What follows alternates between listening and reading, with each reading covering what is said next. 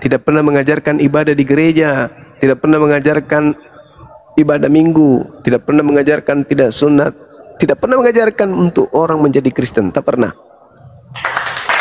33 tahun lawan. Gimana tertulis itu, Bang? Apa itu? Itu yang dilarang tadi. Maksudnya? Yang dilarang makan babi. Lukas 16 nomor 17. Matius 5 nomor 19. Apa kata Yesus? Barang siapa yang mengajarkan makan babi, oke?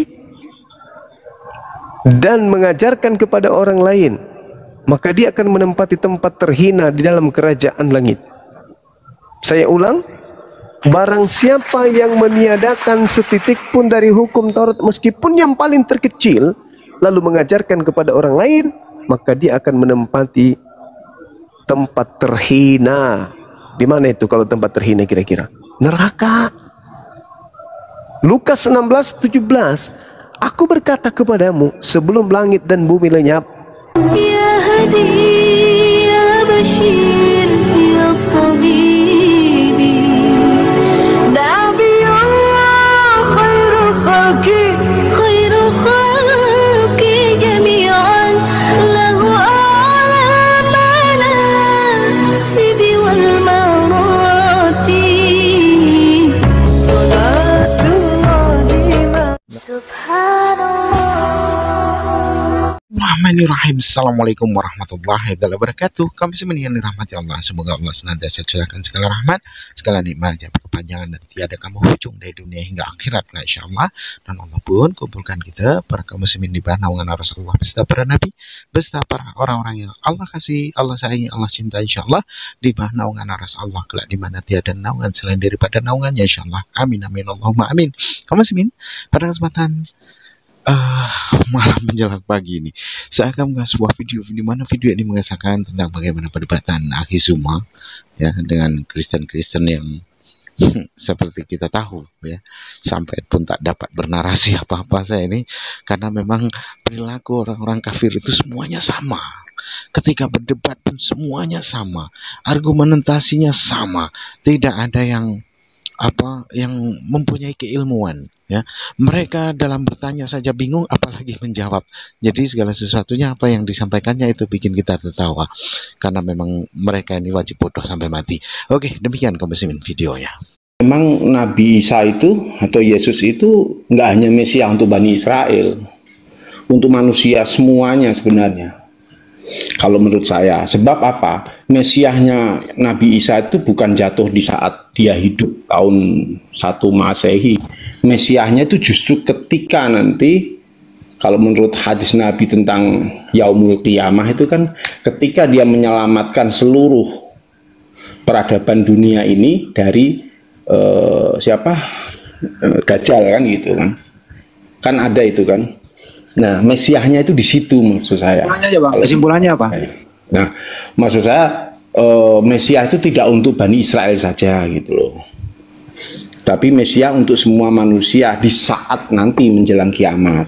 Baik, sebelum Gurunda jawab, Gurunda izin, itu YouTube-nya gerasak. Kok bisa?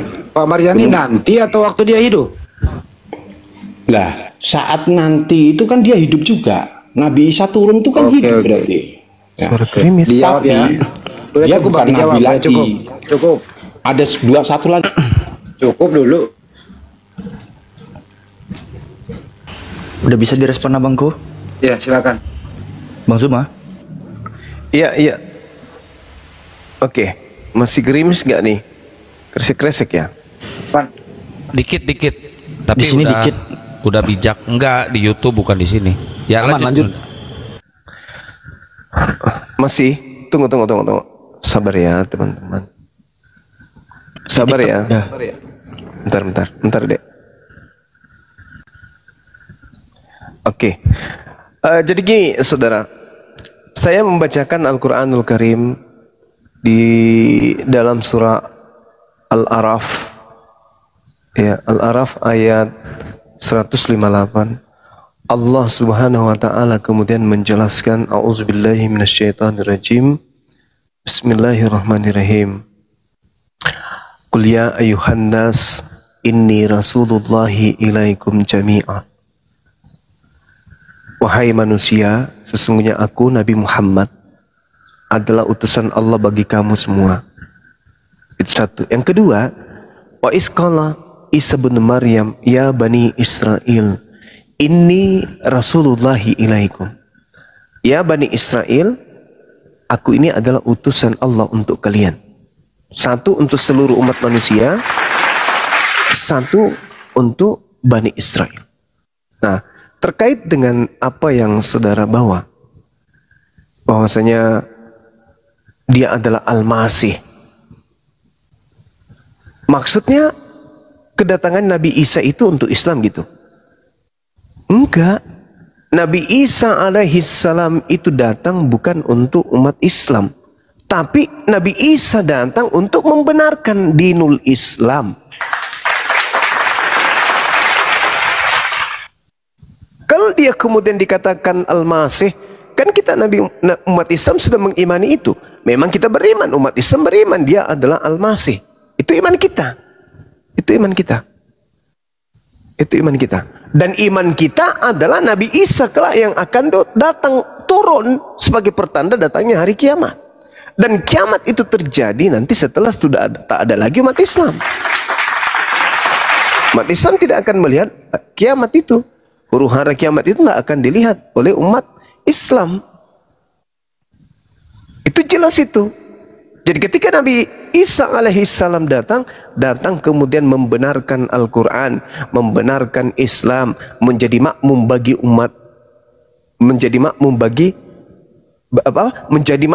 Rasulullah Muhammad SAW. Dia bermakmum kepada Islam. Jadi segala-galanya sudah sempurna di Islam ini. Kita imani dia sebagai Al-Masih, Rasul untuk Bani Israel. Bukan lagi begitu datang, kita akan menjadikan dia Rasul selayaknya kepada Nabi Muhammad. Enggak. Udah selesai, beliau untuk Bani Israel, ahli kitab. Coba Anda baca surah An-Nisa ayat 159.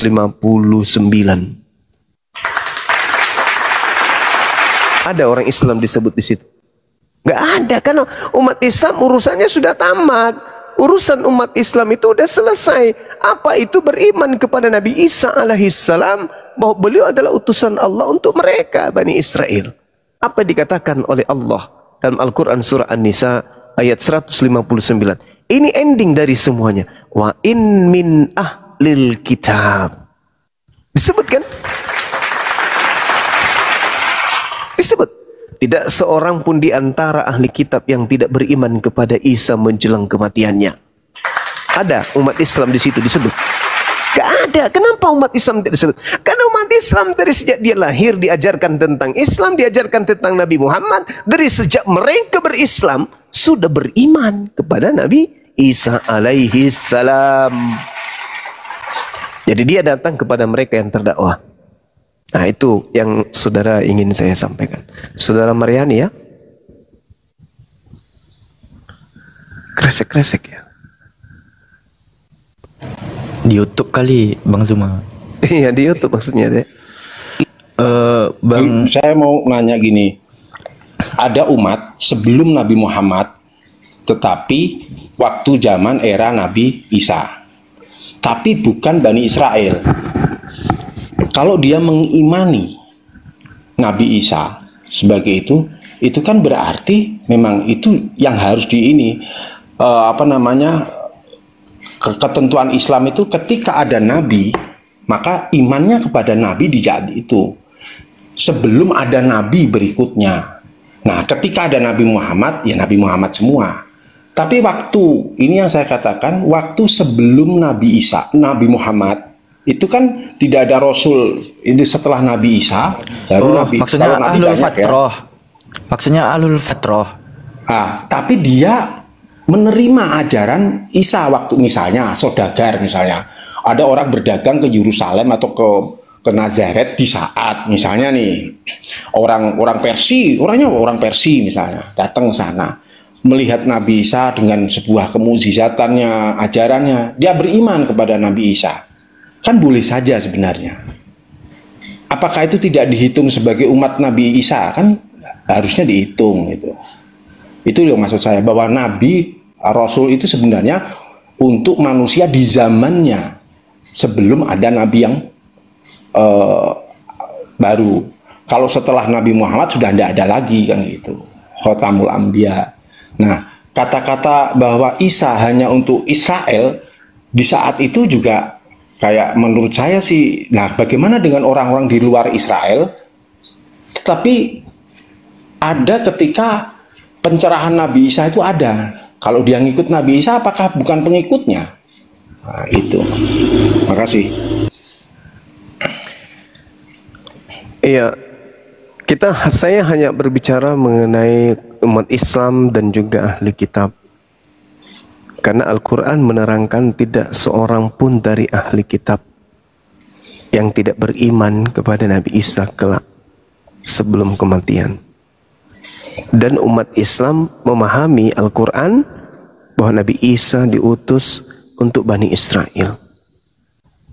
Kalau yang Anda pertanyakan, kita serahkan kepada Allah. Saya katakan bahwasanya ya itu urusan Allah, tidak dijelaskan kemudian di dalam Al-Qur'anul Karim seperti apa yang Anda pertanyakan. Bahwa semuanya akan beriman kepada Nabi Isa. Yang beriman kepada Nabi Isa adalah umat Islam dan juga ahli kitab menjelang kematiannya ketika Nabi Isa datang untuk yang kedua kalinya. Beliau Nabi, beliau Muslim. Silakan. Afi barusan cek akun beliau, memiliki 4 following akun yang beliau ikuti ya.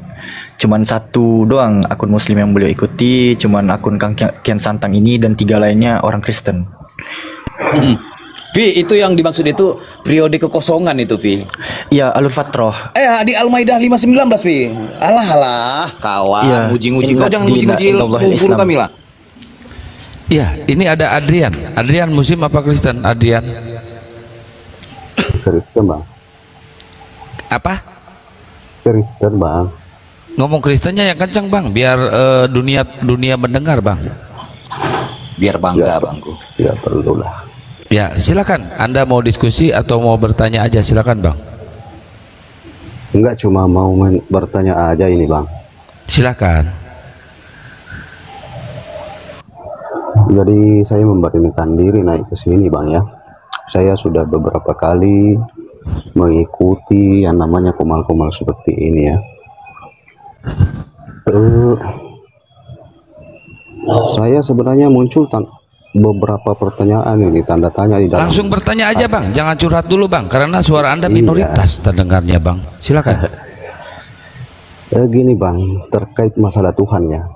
Sebenarnya di dunia ini saya bertanya ya, Bang, ya. Di dunia ini menurut abang-abang semua ini ada berapa Tuhan sih? Satu lah, Bang. Maksud saya, saya kan imannya beda, agamanya beda. Iya. Saya yang saya imani sebagai Tuhan saya, apakah beda dengan Tuhan yang abang-abang imani? Beda. Beda, Bang, beda. Beda. Tuhan kami maha suci. Tuhan saudara mohon maaf, jauh dari kata itu. Jadi beda Tuhan kita.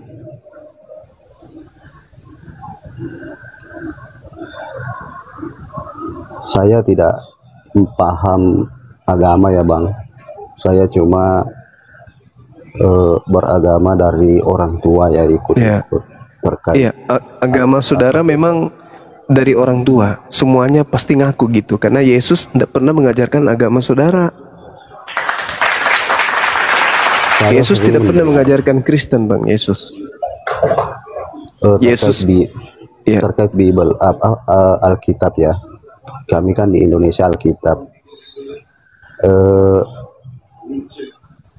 Pernah saya mendengar kalau pernyataan isi daripada perjanjian lama sama perjanjian baru, katanya versi aslinya beda apa ya namanya, beda keluaran ya, atau gimana ya, perjanjian lama sama perjanjian baru, kontradiksi gitu. Bukan, bahasanya maksudnya. Original teks. Iya betul. Ya, kalau perjanjian lama itu bahasa Ibrani. Perjanjian baru Yunani. Ibrani itu dari Yahudi. Dari Yahudi ya, Bang. Iya.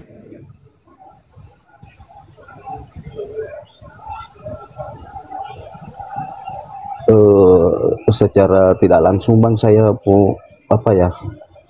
Mau mengetahui sejarah sebenarnya di sini. Saya sudah beberapa kali mengikuti Komal seperti ini. Saya bimbang, bertanya-tanya dalam hati bahwa kitab yang saya imani ini, saya mau tahu maksudnya apakah benar yang saya pegang ini benar-benar benar atau gimana, Bang? Seperti itu. Mungkin abang-abang paham maksud saya. Tapi singkat nih, Bang Zuma. Bang Adrian ini bertanya, Bang Zuma, apakah benar perjanjian baru itu berisikan informasi kebenaran dari sumber Sang Pencipta langit dan bumi? Silakan Bang Zuma. Gimana? Tunggu dulu ya, Bang. Tunggu dulu, saya sambung ya.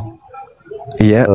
Karena saya lihat di kitab abang-abang ini, saya lihat kenapa ada original teks, apa ya, bahasa. Iya, udah benar Arab, itu, Bang. Bahasa Arab, terus apa gunanya ada bahasa Arabnya sama ada terjemahannya di situ, sedangkan kami kan tidak ada seperti itu. Bukan mau membandingkan. Oh iya, sebelum Gurunda jawab, aku nanya dulu dikit ke Adrian. Mau masuk Islam, Adrian?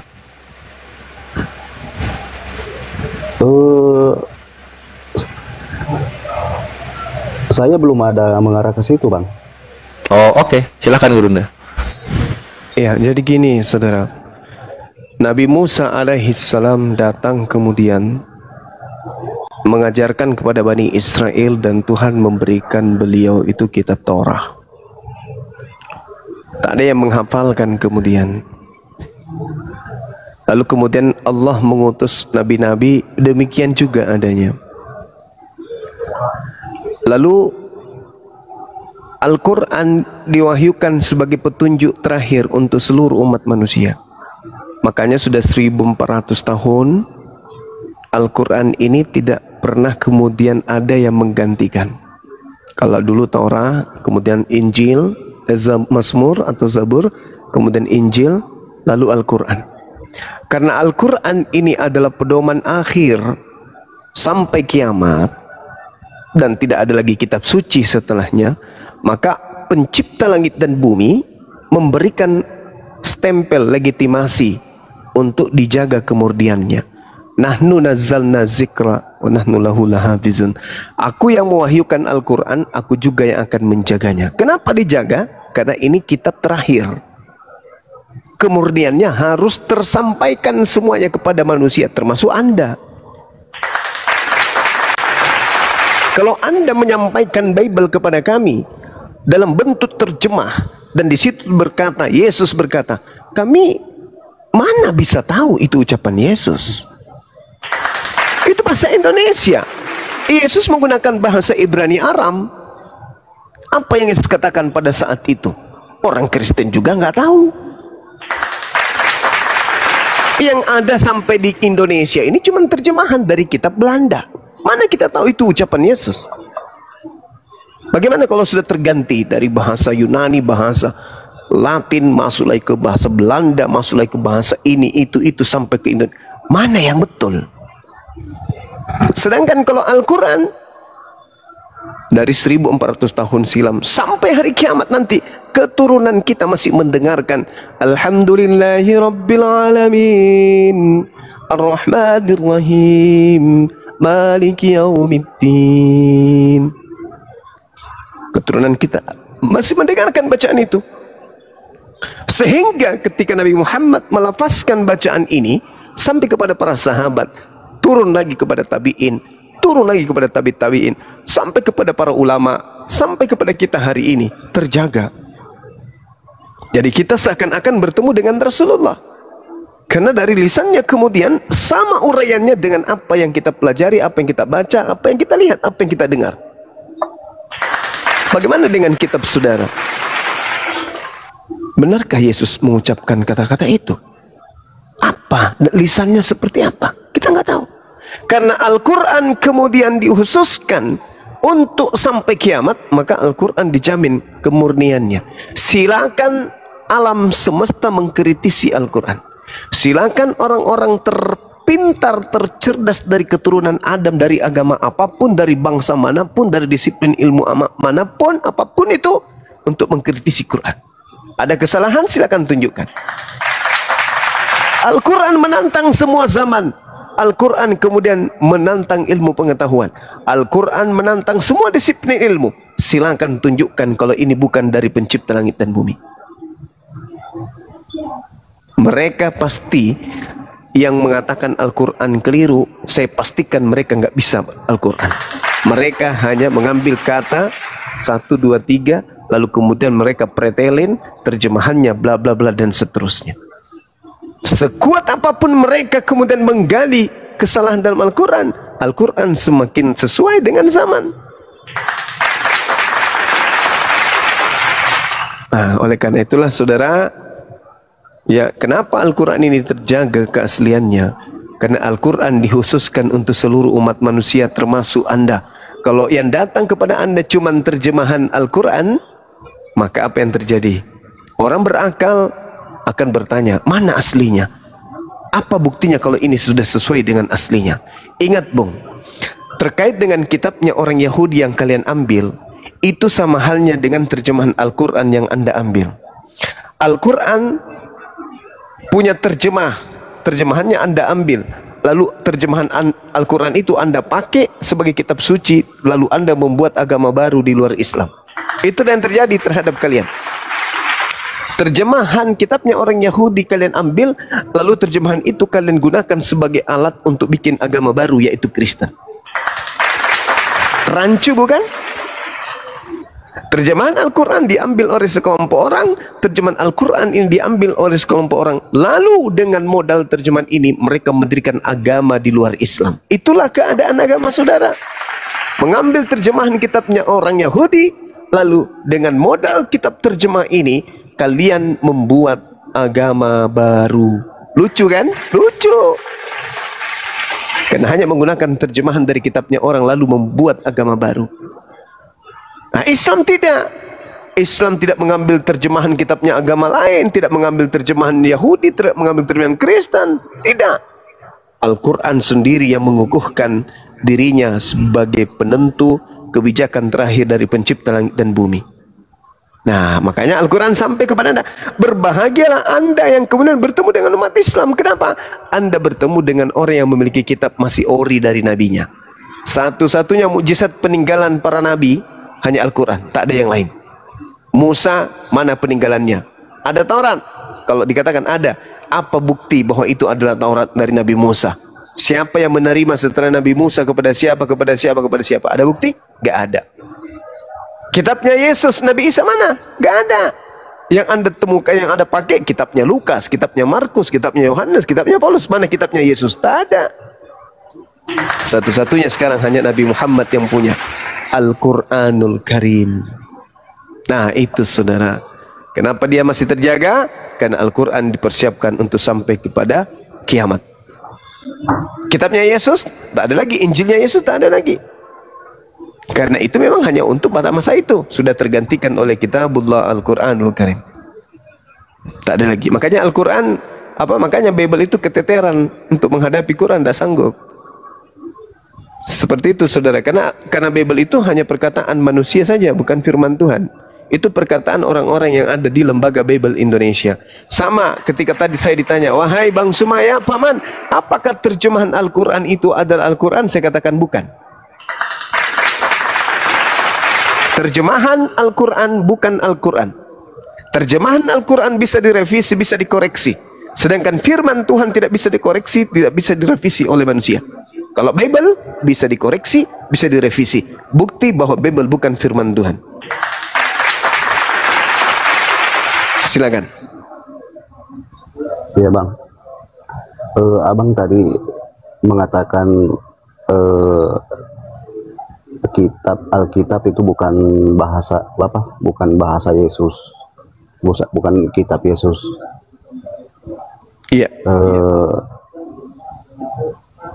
Terus kalau memang Alkitab bukan bukan kitab Tuhan Yesus, kenapa sampai sekarang tidak ada yang mengkomplain, bahkan pemerintah melegalkan seandainya itu tidak benar? Saudara, pemerintah tak ada urusan dengan kitab suci agama. Gak ada hubungannya. Pemerintah tidak memiliki intervensi kepada agama, karena negara kita bukan negara agama. Gak ada intervensi. Kristen masuk, disahkan. Islam masuk, disahkan. Negara gak ada intervensi terhadap itu. Itu adalah kebijakan dari si pemeluk agama itu sendiri. Nah, sedangkan kitab saudara, kalau Anda mengatakan bahwa itu adalah firman Tuhan, coba lihat di Markus 1 nomor 14. Yesus memberitakan Injil kerajaan Allah.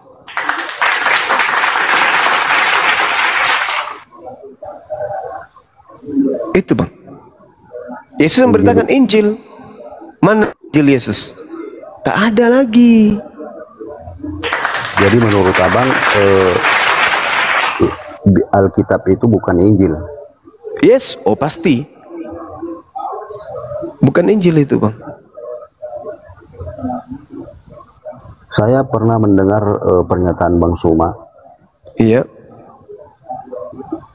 Saya pernah mendengar di Komal bahwa Yesus itu ada dua. Yesusnya Yahudi sama betul. Yesusnya Kristen ya. Iya. Maksudnya dasarnya Bang Suma ngomong gitu seperti itu gimana bang? Yang pertama Al-Quran surah An-Nisa ayat 157, Al-Maidah ayat 33.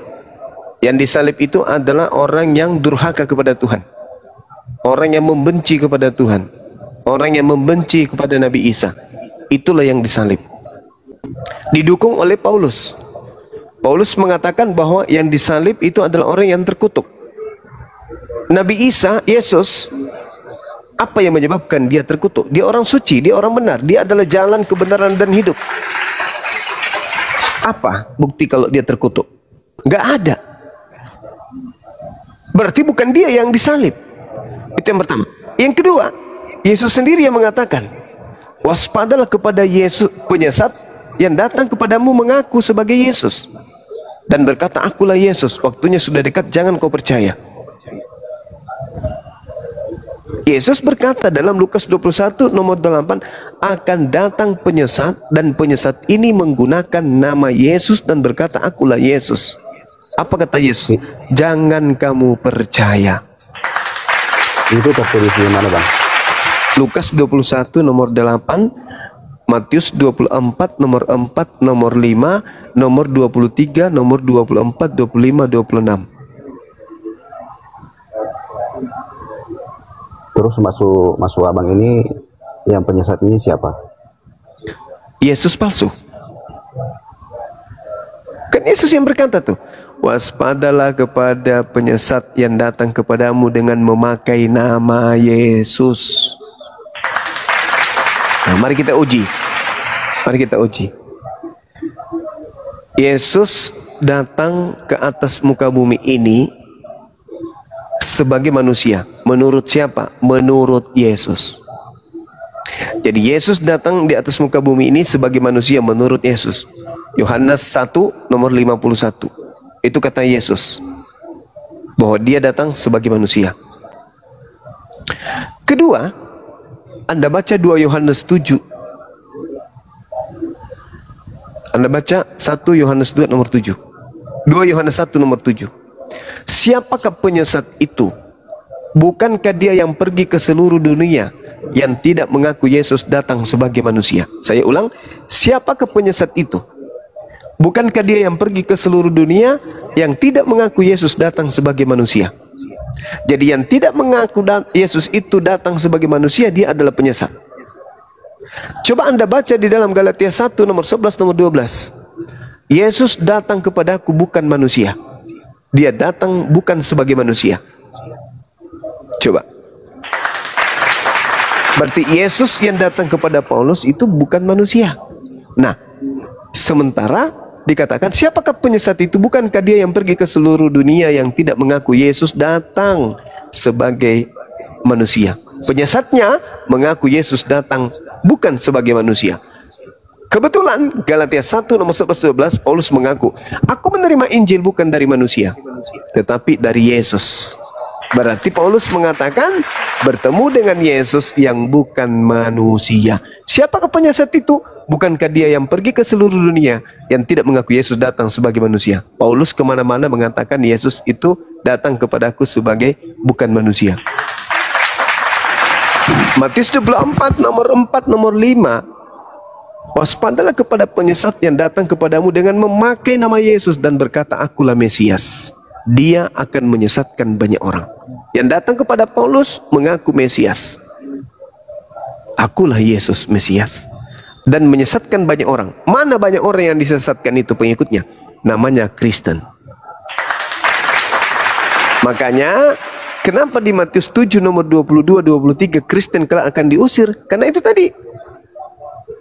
Karena Kristen itu bukan pengikut Yesus. Pada hari terakhir nanti banyak orang berseru kepadaku, Tuhan Yesus, Tuhan Yesus. Bukankah kami bernubuat pakai namamu, bermujizat pakai namamu, mengusir setan pakai namamu? Apa kata Yesus? Pada hari itulah aku akan berterus terang kepada mereka, enyahlah daripada aku, kalian semua adalah pembuat kejahatan. Itu jelas kan? Diusir kan Kristen? Diusir.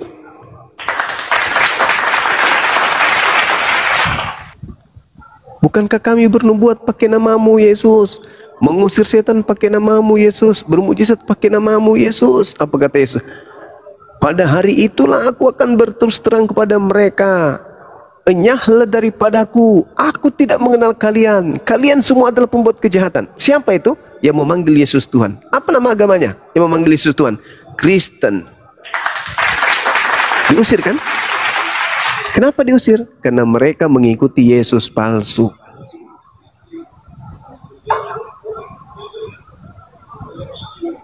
Yesus selama 33 tahun bang, tidak pernah mengajarkan makan babi, tidak pernah mengajarkan menyembah dirinya, tidak pernah mengajarkan ibadah di gereja, tidak pernah mengajarkan ibadah minggu, tidak pernah mengajarkan tidak sunat, tidak pernah mengajarkan untuk orang menjadi Kristen, tak pernah.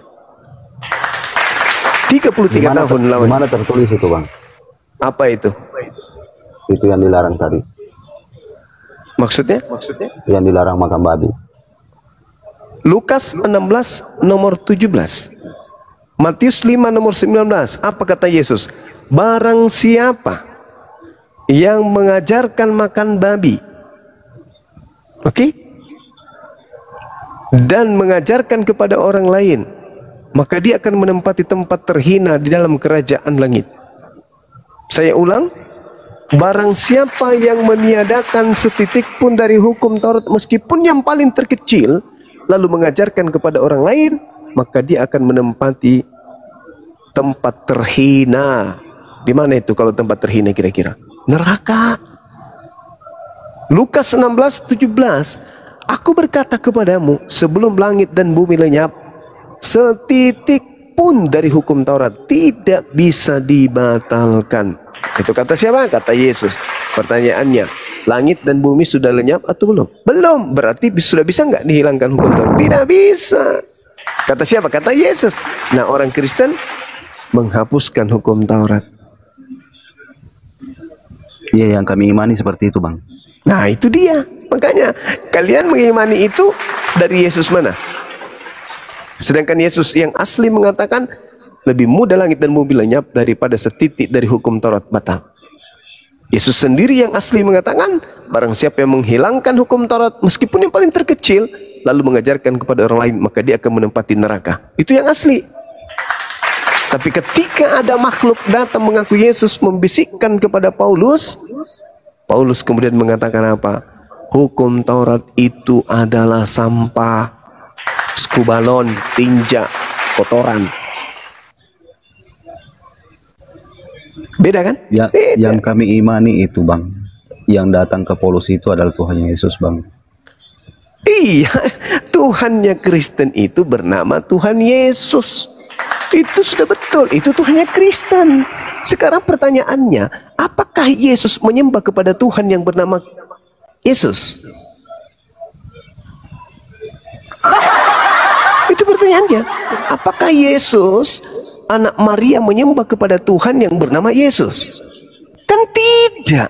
Yesus yang anak Maria menyembah kepada Tuhan yang bernama Elohim. Beda kan? Makanya Yesus berkata di dalam Yohanes 4 nomor 22, Bung. Yesus berkata, aku dan muridku menyembah apa yang kami kenal. Kalian menyembah apa yang kalian tidak kenal. Yesus menyembah, bukan? Menyembah. Makanya di dalam Kisah Para Rasul 4 nomor 30, Yesus disebut apa? Digelar apa dia? Yesus hamba yang suci. Nah, Anda menyembah Tuhan Anda bernama Yesus. Memang Tuhan Anda itu bernama Yesus, betul. Tapi Yesus yang mana? Kalau Yesus anak Maria nggak mungkin. Yesus yang Anda sembah itu adalah Yesus yang bukan manusia, yang datang kepada Paulus. Sedangkan Yesus yang datang penginjilan di tengah-tengah Bani Israel itu adalah Yesus manusia.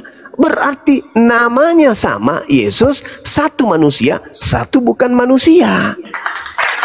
Renungkanlah itu saudara, pikirkanlah itu. Makanya Yesus mengatakan, waspadalah kepada penyesat yang datang kepadamu dengan memakai nama Yesus. Berarti ada penyesat yang datang memakai nama Yesus. Sekarang sembahan Anda bernama Yesus. Ngajarkan Anda makan babi, tidak bersunat, sekolah ibadah minggu, ke gereja, menuhankan manusia Yesus. Itu ajaran siapa? Ajaran Yesus yang bukan manusia, yang adalah Tuhan Anda itu. Siapa Yesus yang menurut Yesus? Yesus yang datang setelah Yesus menurut Yesus itu siapa? Yesus penyesat.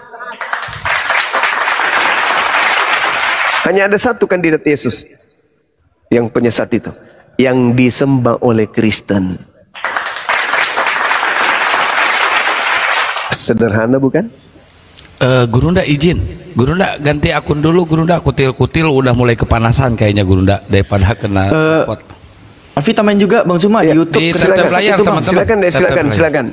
Saya Bukan, turunkan. Alfi mau nyampaikan di YouTube kresek-kresek Bang. Oke. Diambil alih dulu sebentar, Dek. Silakan. Ya, ganti akun dulu Gurunda. Ini pasti kena tentara Romawi, kutil-kutil ini pada kesurupan. Iya. Gimana? Panas kalian kan. Bang Kesar, Kalau ada yang mau mualaf pasti panas mereka ini. Siap. Bang Siap, Kesar. Monitor. Ini kan cuaca sedikit gerah Bang. Tolong makin dibakar abangku, silakan. Iklanin dulu. Baik. Teman-teman, jangan lupa di tap layar ya teman-teman ya. Jangan lupa di tap layar. Sebentar ya Bang Adrian ya. Sebentar Bang Adrian. Saya mau ini dulu Bang Adrian. Mau bernubuat sebentar ya Bang ya. Teman-teman di bawah terima kasih. Kencangkan tap layarnya. Mengutip dengan perkataan Bang Zuma Gurunda kita ya. Cita-cita angan-angan bayi Tuhan atau bayi mutan, kejatuhan dan kejadian, bayi comel jadi Tuhan, bilangan dan bilangin, bayi imut dituhanin. Inilah ajaran yang membataskan kuasa sesembahan, menjadikan 1000% manusia cashbacknya Tuhan. Tidaklah heran jika Tuhan kafir dilahirkan, kisah bayi dan anak-anak dipaparkan, namun di kisah remaja ABG dihilangkan. Tiba-tiba timbul di waktu gondrong dan jenggotan. Maaf, itu Tuhan atau sosok megaloman. Hanya di saat momen bagus saja dibutuhkan. Ada dongeng bayi menjaga alam semesta di saat lapar haus masih meminta. Setelah dewasa jenggotan tidak bisa berbuat apa-apa. Kami mendengar tepuk kepala sembari mengucapkan mati mija. Waktu Bunda melahirkan bayi Tuhan, Bunda nggak sadar dan tidak pernah menuhankan. Tapi kenapa kafir jadi di sesembahan? Bunda melihat kafir tertawa cengengesan. Dan akhirnya bayi itu mengatakan, aku hamba Tuhan, manusia 9 bulan dalam kandungan. Dan aku manusia utuh juga dilahirkan, dijadikan Tuhan sebagai nabi utusan. Di waktu Tuhan bayi, kuasa apa yang dimiliki? Menguasaikah bermain futsal dan bola kaki? Menguasaikah menjawab pertanyaan teka-teki? Tidak pernah dan tidak sama sekali. Sebab nyatanya dia masih makan disuapi, dineneni dan diceboki. Lepas menetes, anak itik dan ayam bisa berjalan. Lucu dan imut, pintar mencari makan. Apakah sama dengan bayi Tuhan? Bisa motoran, balapan setelah dilahirkan. Ya, bapak memberi nama kepada anak. Anak diberikan nama dari bapak. Bapak dan anak satu nama dengan anak. Rasanya otak mulai koplak dan somplak. Akhirnya kepala bertudung, celana sempak. Sekali lagi ditanya apakah kafir berakal? Jawabannya cukup imani dan akal nakal. Tuhan pencipta menjadi bayi, apakah masuk akal? Jawabannya pasti macet seperti congor tertelan sendal. Sekali lagi, ajaran warisan penjajah datang mematikan akal, menjadikan kalian seperti Shinchan si bocah nakal. Oleh karena itu kami datang memberantas dan menangkal, didasari akal logika, iman kebenaran yang kekal. Dan terakhir, Al-Quran menantang setiap zaman, Al-Quran menantang setiap kezaliman, Al-Quran menantang setiap keilmuan. Dan Al-Quran adalah firman Tuhan, tuntunan iman kebenaran, ada perintah larangan dan ilmu pengetahuan. Jika kau masih meragukan, Al-Quran menantang, cari di dalam satu kesalahan. Sekian, terima gaji, stay tune. Masya Allah. Allah. Abangku. Ya, Belajar di silakan. mana Bang ini? Bikin kopi dulu. Bikin Betul, kopi, Bang Adrian. campur tepung kanji. Laksanakan Abang Zuma.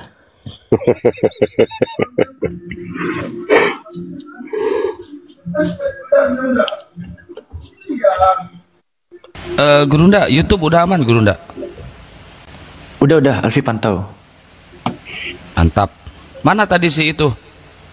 Turun, Tadi turun. orangnya mana? Terguncang dia terguncang. Ya itu oten-oten di bawah, jangan inilah, jangan suka nge-report lah ya. Kita di sini kan edukasi, nggak ada hujatan, jadi kita santai aja guys ya. Nggak usah ada hujatan ya.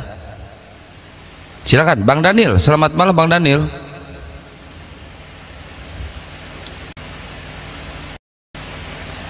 Ya, malam. Ya. Dares ya. Ini gegara bahas Tuhan yang Tadi siang. tingginya sepinggul kores band permanen akun PRH Istar. Serius? Cemacem ay. Serius tuh. Yo, ini akun baru Ikhwan. Jadi tolong di follow sampai 1 juta. Enggak, sasarannya itu kenapa Gurunda terus ya yang ditombak sama mereka itu ya? Gua juga, Kaisar. gua. Iya dong, itu Kaisar aja. Kores yang bubukin Tritung, TikTok harusnya band Kaisar aja. Kaisar akunnya masih banyak. Masya Allah, jangan teman-teman. Oten, please. Kami ini beredukasi teman-teman ya. Memberikan edukasi buat kalian. Jangan teman-teman, please. Ini ada kertas kosong nih naik nih, dari tadi minta naik dia. Halo, kertas kosong. Mantap, akibat terkait. Halo, kertas kosong. Dari Dibuang tadi sih, jangan bawah. disedot begitu. Kertas kosong. Dari tadi di bawah dia tapping. Aku naik gitu. Nah, ini udah naik. Mantap, akibat terkait. Keren. Oi, kertas kosong. Kosong ini, kosong. Oh, betulan kosong. Kosong. Kosong. Emangnya ada Bang Kores Tuhan setinggi mesin cuci? Anjir, bukan mesin cuci lagi tuh. Apa ya? Aku baca nubuatnya, ngeri. Kasih nubuatnya. Kosmos. Nah, demikian tadi Kak Muslimin, di mana perdebatan itu berlangsung. Dan semuanya itu bikin kita tertawa. Karena tidak ada keilmuan yang dapat disampaikan dari pihak Kristen, karena memang orang-orang Kristen ini ya begitulah kaum pemalas, ya, umat pemalas yang dimana mereka ini maunya yang senang, ya, yang senang-senang saja. Artinya dari segala sesuatu apa yang menjadi keimanannya itu memang dasarnya sebenarnya bukan mereka itu tidak berpikir, tapi karena memang pemalas gitu, ya. Beribadah seminggu sekali itu pun belum tentu mereka itu berangkat, ya. Malah justru orang-orang Kristen ini benar-benar untuk saat ini suruh ke gereja tidak mungkin dia enggan-engganan, apalagi membaca isi kitabnya. Jadi dari 100% orang-orang Kristen itu 99%, 99%, lagi 99% mereka tidak tahu isi kitabnya. Hampir semua, ya, hampir semua orang Kristen itu tidak tahu isi kitabnya, mau di dalam negeri ataupun di luar negeri, tidak tahu isi kitab mereka. Hanya 1-2 saja, itu pun bagi orang-orang yang memang mau belajar. Kalau yang cukup imani saja itu ya sudah, yang penting dia jadi manusia, dapat makan babi, ya, mati masuk surga, di dunia dapat hura-hura, ya, dengan bebasnya, nanti mati masuk surga gitu. Karena itulah asal imani saja, karena umat pemalas mereka itu. Jadi tidak dapat seperti umat muslim yang di mana umat muslim itu mempunyai kedisiplinan dan menjadi sebuah kewajiban ibadah itu, karena keselamatan itu ditanggung masing-masing. Dari ibadah kita, ketaatan kita kepada Allah dengan rahmat Allah, itulah kita dapat terampuni dosa dan dapat masuk surga itu. Jadi memang ada perintah wajib dari Tuhannya yang disampaikan oleh para nabi, ya. Jadi berbeda dengan Kristen. Baik kaum muslimin, mungkin hanya itu saja yang dapat saya sampaikan, dan saya akhiri video ini. Wassalamualaikum warahmatullahi wabarakatuh.